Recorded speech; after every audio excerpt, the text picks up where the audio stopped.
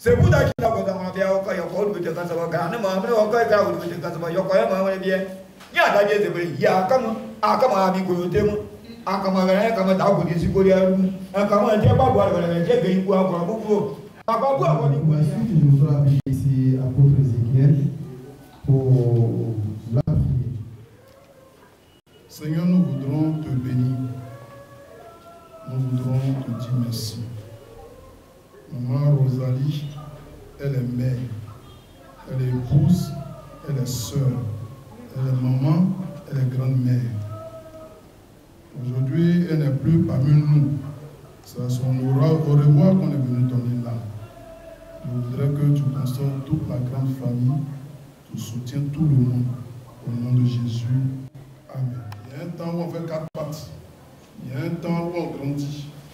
Il y a un temps où on tombe malade. Il y a un temps où on nous soigne, on est guéri. On grandit, on devient jeune fille. Elle a eu ses 12 ans. Elle a eu ses 16 ans. Elle a eu ses 18 ans.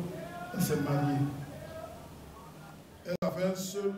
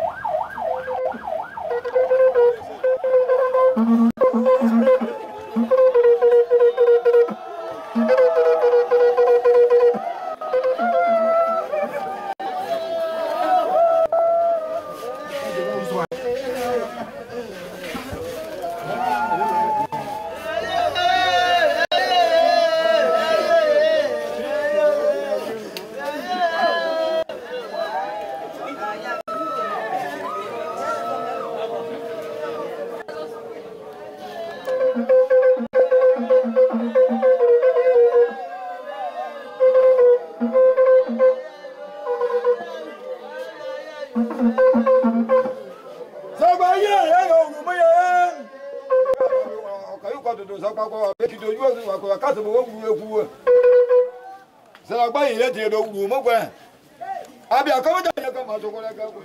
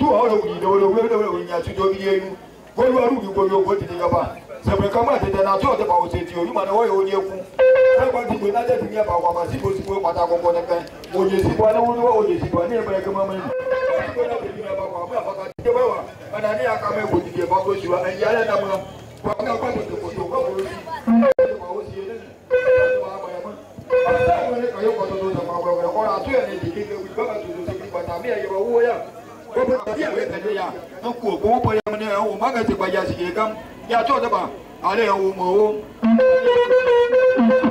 o ye mu bu ni ya to da ba e wa ma si ke kam e kan ga ti ba ye si kam fo ko ka ya yo ka ma bi so ale ka yo ame se ja wa mi si gba na wa ya sa gba ni wa o ba o pe na ma o ye ko de so pa ko be ni ajo e mo ku je ya o ka bo yi ga ko de ko e ni ajo ka ma wa ka ko de bi ye wa bu aseri u ma ni ajo mo mo bu yi se ya be yi ko gbe ye o wa bu aseri je ga ni ya sa re wo ku wa ko wa seri o ba na ma wo yi ga ko de ko anti re ye mo akitale dale ke akitele anu aka mala ko mu zuwo wa ko le ku ya madam ma egama ba ababia wa ka yiro ababe wa aka yido atuna ashekita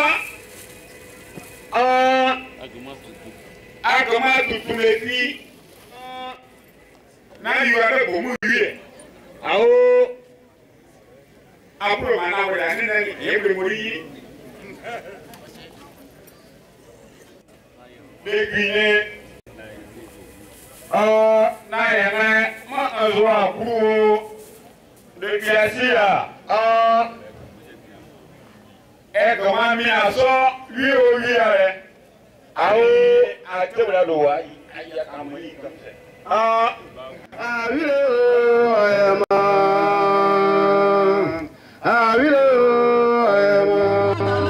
Rosalia Babre Maisa me obrinu asiete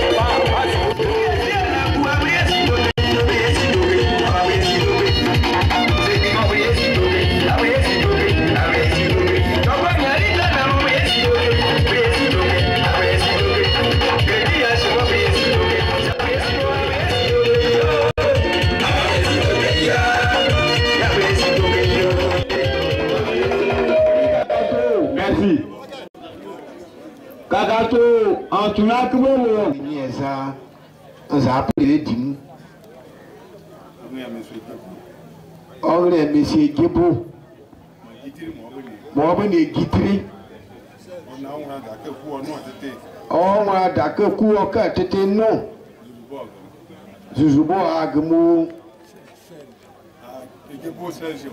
Only a Gibu says, look, you are Kita. On what the Moses. On was Sibo. Also, that the Galopi. Also, look, you see ya. The Cassia Morimua Morim. Also, no Akazie. Ah, oh, ye Wudizo. Jimmy, Udime. Ebroma Dipa, le Cuasia. Noakazie Gama. Also, my notre to Akaka. Lea Grupa, Cofanio Pa. Il y a la tour.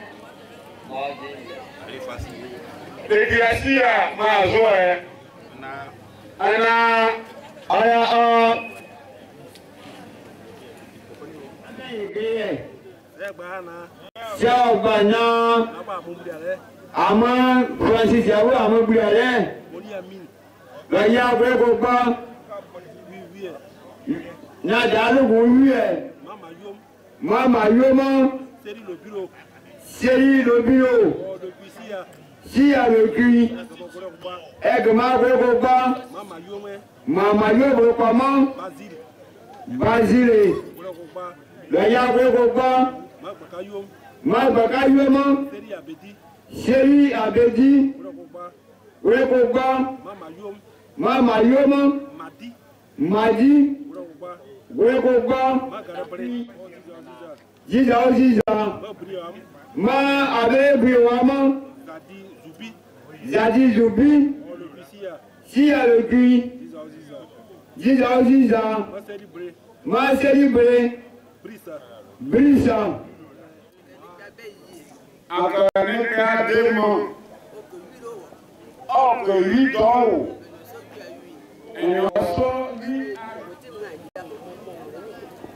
et tout là, il y a beaucoup de gens qui ont été Wada, ọmọ ẹ̀jẹ̀ rẹ̀ ara wúyọ àásìgbàmíwó ayébáná àníyèkìwá wà fún àwọn ọ̀zọ́rọ̀kọ́ àwọn ẹ̀mọ̀ wà ní kwáyé pàṣẹ ààyè nàbí màmá àwọn nàáwẹ̀ àbúrò àkásọ́ àwọn ẹ̀kọ́kọ́ yọ wá pẹ̀lú ẹ̀ka iṣẹ́ fẹ́ wá wọ̀ ayé àmọ̀zọ́rọ̀kọ́ Jana Rachel Mokrela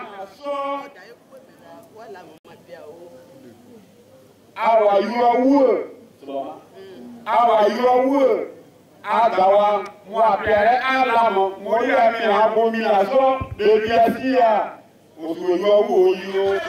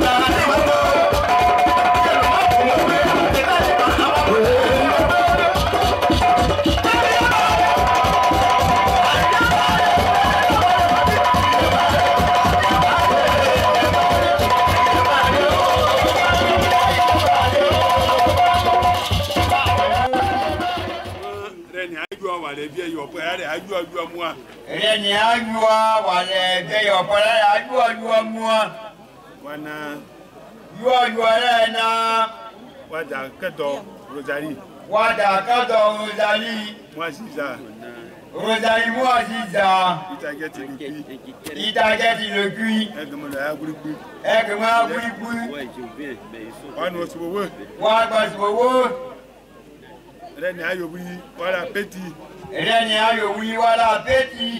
on a itageti depuis.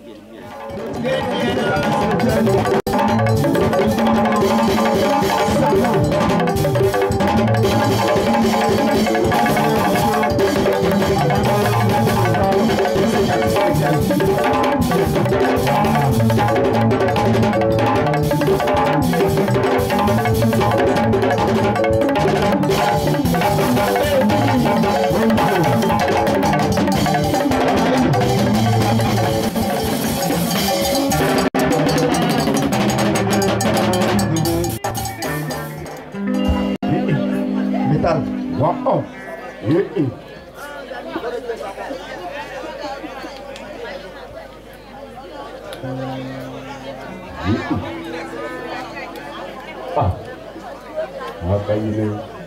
Apa ini?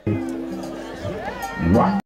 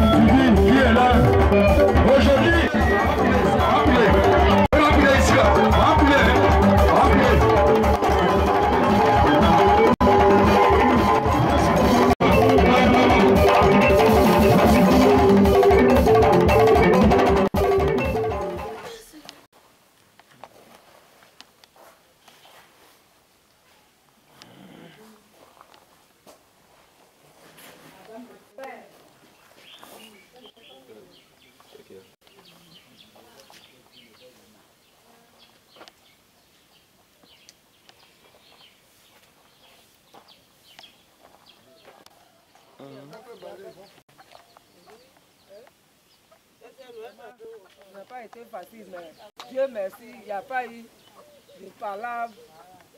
Et Dieu te bénit. Tout ce que tu as fait là, et Dieu remplace. Il vous donne la santé là-bas. La vie au nom de Jésus. Je ne maîtrise pas.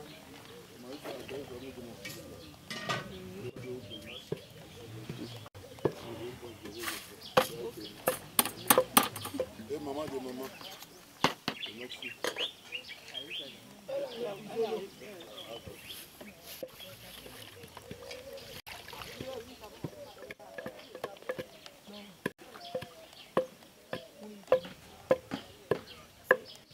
Dieu est au contrôle, donc on lui dit merci. On leur dit merci, que Dieu bénisse tout le monde.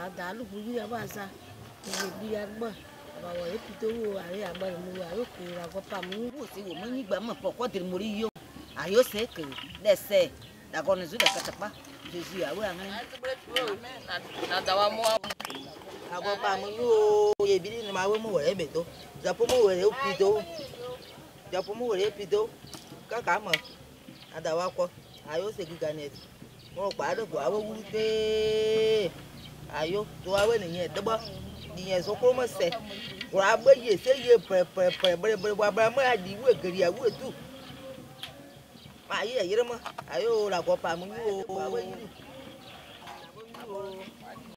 donc soro mu re gbega to pate ani aka mo di sa so pate ma mo dito ya kadi yo ya kadi azia da pa pastori ya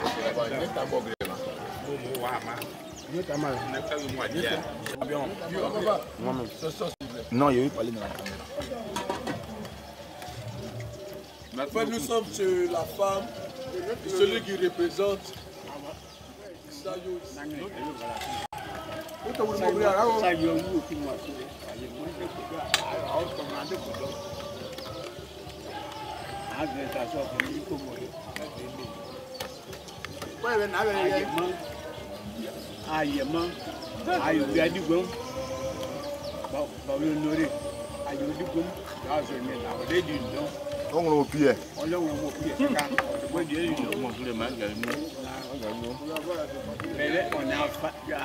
On est en famille. Voilà, on a pas ça dit. Ça y est, ça agrée.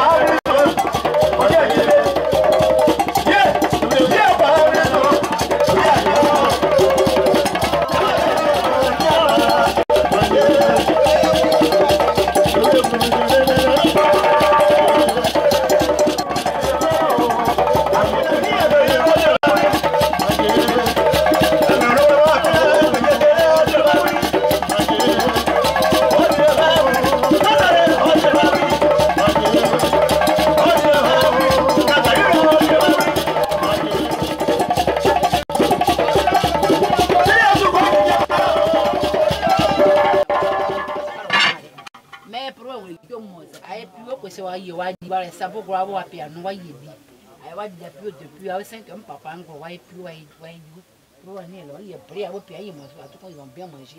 BM, comme que j'ai mal à autour du mois, moi, au travail là-bas. Donc, on a bien fait, en tout cas, ça s'est bien passé. Quand ils sont venus hier, ils ont mangé. Et ce matin encore, il y a plus à bout pour venir. Là, la guerre, on va pas pouvoir m'aller à comédie ou à jouer.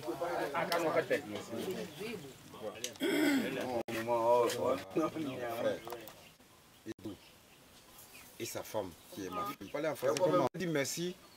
Parce que tout ce qu'ils ont fait pour, surtout Alice, pour ce qu'elle a fait pour sa belle-mère, pour ses funérailles, ça me va droit au cœur. Je lui dis merci pour cela. Que Dieu lui donne une longue vie, afin qu'elle puisse même penser à nous. Parce que nous sommes là, par où sa belle-mère est passée. Demain, nous allons passer par là. Pourtant qu'elle est encore là. Peut-être elle peut faire plus encore pour nous qui sommes là. Donc pour cela, je lui dis merci. Et je lui dis, je la souhaite pour longue vie. Son mari Edou, tout ce qu'il a fait pour nous, nous qui sommes des Koussois, qui sommes ses beaux, ce qu'il a fait là, vraiment, on lui dit merci beaucoup. On lui dit merci pour tout ce qu'il a fait. J'en ai fini. Aussi, ouais. Je suis avec mon grand frère, mon papa surtout, Nyaro Kali. Ceux qui sont aux alentours de nous, c'est nos petits frères. Lui, c'est Gagé Yves. Là-bas, c'est Dega. Là-bas, ah bon, Jean-Marcel.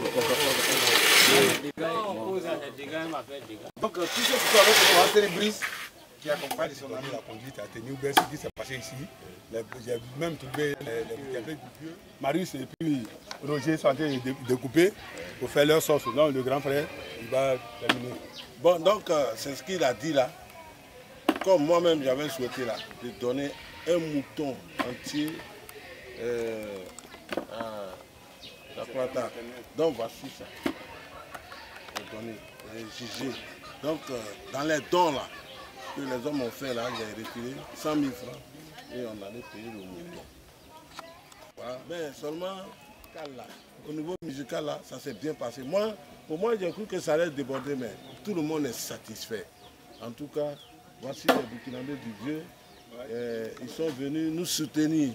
Ce matin, je suis en train de les recevoir. Maintenant, il y a le pasteur qui va intervenir et on va prendre le corps de la vieille. J'ai dit oui, elle était au Vieux Saut. Donc hier, il a fait une intervention juste. Et tout à l'heure, il va intervenir pour qu'on accompagne à sa dernière, on l'accompagne à sa dernière demeure. Donc petit, toi-même, je te remercie. Je te remercie parce que si l'argent pouvait ressusciter quelqu'un, de la manière tu as mis les moyens, et chaque fois j'envoyais la vieille pour la consultation là, si ça pouvait la sauver, en tout cas vraiment on allait dire que Edou a ressuscité sa maman-mère. C'est Dieu qui l'a voulu, c'est pourquoi elle est partie. Et elle est partie en joie parce que c'est une fête, ce n'est pas, on n'a pas pleuré même, c'est une fête. Moi à quelques moments les larmes me coulaient quand je la voyais, mais après je me suis ressaisi et dit que vraiment notre vieille mérite cette fête-là. Et c'est le vieux d'eau qui est ressuscité encore. Et on a fêté tout le monde. Ma maman, les photos même sont là, ils vont prendre ça. Ma maman, ma propre maman, sa photo est là. Il y a la photo de la maman de Sango, et la photo du vieux, et la photo de Rosalie. C'est-à-dire c'est la famille. On a bouclé. Donc petit, je te remercie pour tout ce que tu as fait. Je remercie ceux qui t'ont aidé là-bas en France aussi. Vraiment, ça s'est bien passé. En tout cas, bon, ce sont les hommes qui vont raconter ça. Donc en tout cas, que Dieu nous bénisse et que Dieu nous garde ensemble. C'est Zaplata qui est là. Voilà, c'est Zaplata qui est là. Eux-mêmes vont témoigner de ce qu'ils ont vécu ici.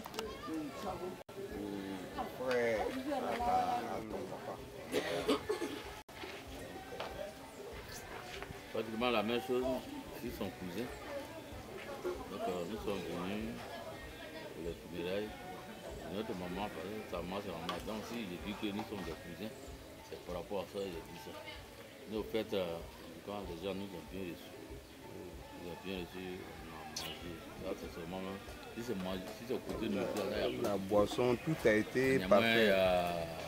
Vous avez un règlement ici, chaque jour, La tête est rouge. il faut qu'ils soient honorés. Il faut les mettre au beurre parce que vraiment, qu'ils s'y partent. Oui, c'est effectivement, vraiment, où nous sommes quittés là, notre cousin, notre fils, quoi, nous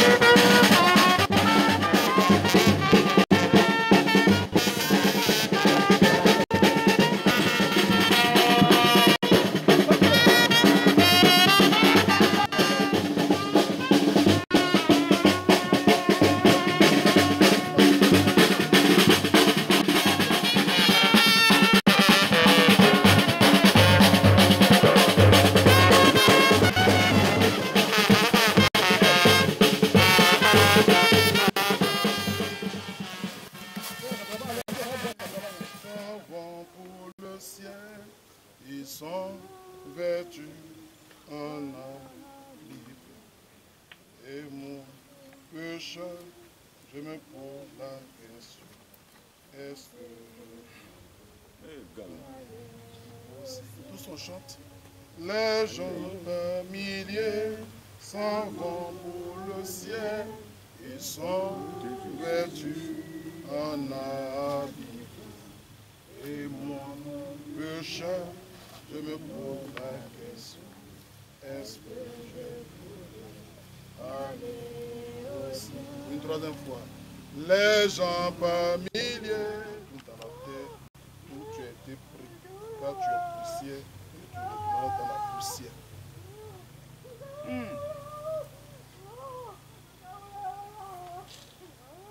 Tous nous sommes venus sur terre. Tous on va s'éteindre.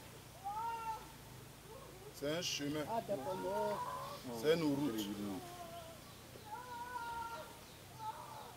Et quand ça arrive, tu deviens puissant. Et l'Église dit qu'on fait par là-bas la mort. Mais la mort a toujours gagné. Enterrez-moi. Donc on lutte. Il dit c'est un combat terrible. Et c'est Dieu qui l'a dit entre la mort et l'homme. Aujourd'hui, notre maman nous a nourris. Elle a vécu avec nous. Nous bénissons Dieu. C'est la lui-même, ce sont ton son. Dit, Seigneur, moi je suis ton serviteur. Je me souviens lors d'un enterrement. J'ai mis pied parce que je ne mets pas trop pied dans les cimetières. Mais tu as sauvé 7 personnes. Je suis serviteur de Dieu pour elle. Je vais partout dans le monde pour elle. Je sauve des personnes dans ma main pour elle. Donc un roi, tous ceux qui sont près de lui, sa famille devient royale. Donc si le paradis est dans notre main pour partager le paradis aux humains, je crois en toi, qu'elle va directement auprès de toi, comme il est écrit à la croix. Aujourd'hui même, tu seras auprès du Père avec moi. Que ma grande soeur qui porte son nom, et c'est à cause de ton ministère que je n'ai pas trop fréquenté. Aujourd'hui, je la fréquente dans la mort, mais je crois que tu la sauveras. Que cela soit ainsi. Voici les bénédictions. La Bible dit que quand Jacob devait mourir, il réunit ses enfants, il est béni. Je voudrais que dès l'instant quand on va la sévélir, que la porte de la mort se ferme sur la famille, sur les enfants. Et que les gens ne meurent pas en désordre.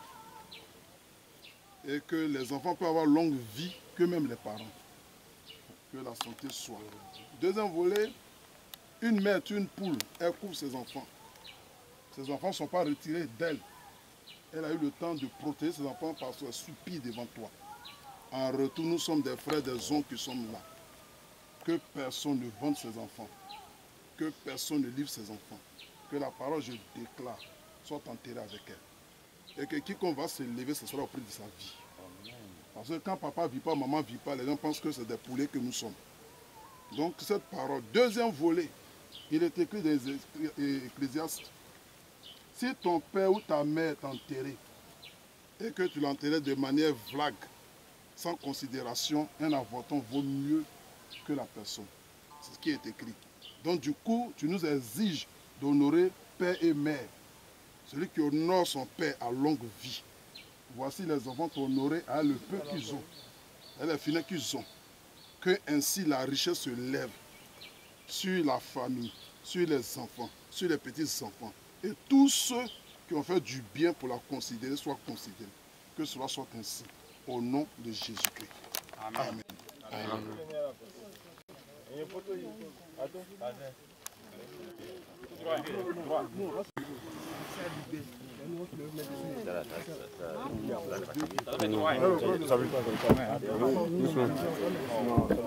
Voilà, boucher. Regardez, Boucher. Voilà. Kocha, mes respects, Kocha.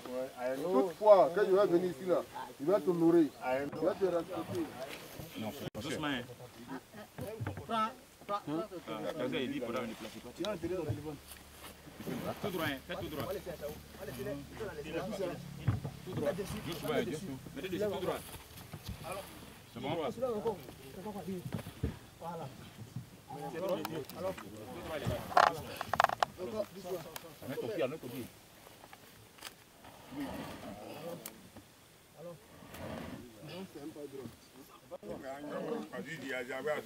Encore un peu.